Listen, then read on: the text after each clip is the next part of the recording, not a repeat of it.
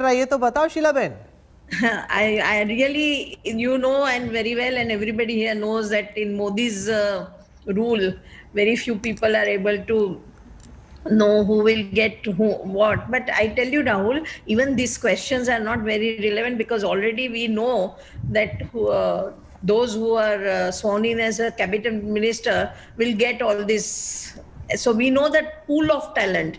It is not something outside this swearing in. So more or less, they will be getting something. Bhupendra Yadav,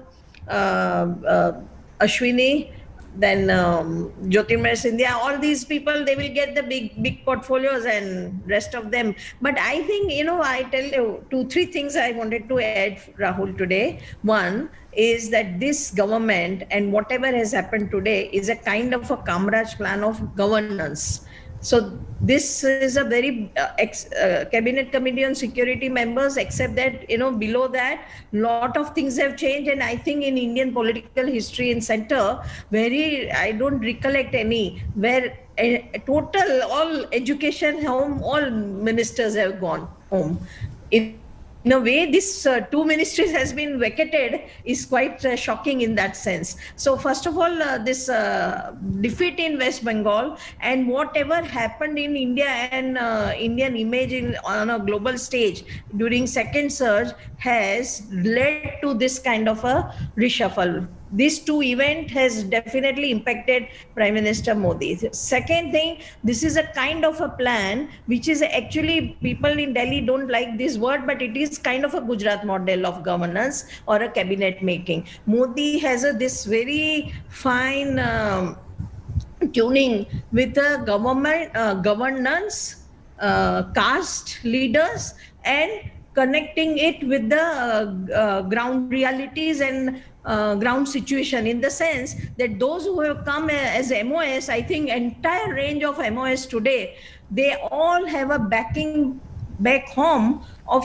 such voters who matters to the BJP. So all of us should see this from a point of view of Mamata Banerjee, Congress, or Sharad Pawar or Stalin, that how they must be looking at it. And I am sure they must be also impressed to see that amount of work has gone to tie up all lakhs, 5 lakh votes here, 3 lakhs votes here. The way they have put up all the ministers in MOS category is amazing. So this is what Modi and...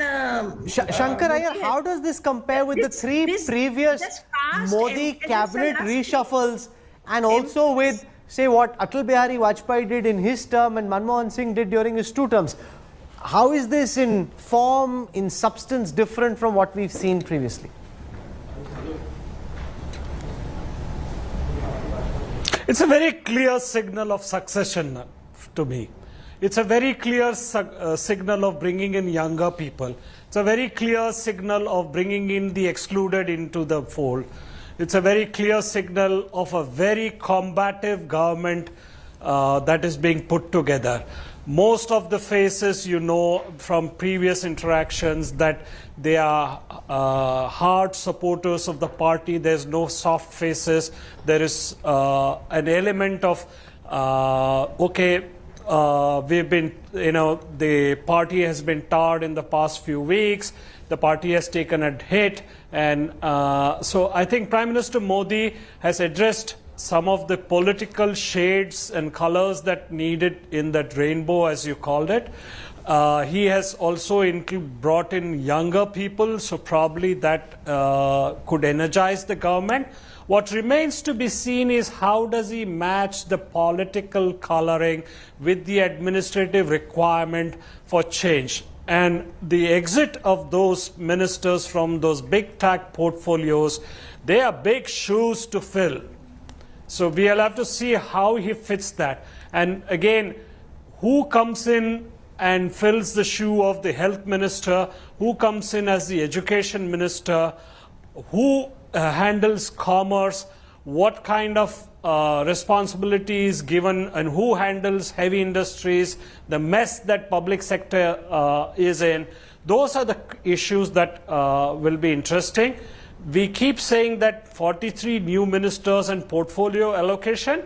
I think the entire portfolio allocation would be changed. So we must look at a completely new government, actually. Do you share that sense, Siddharth?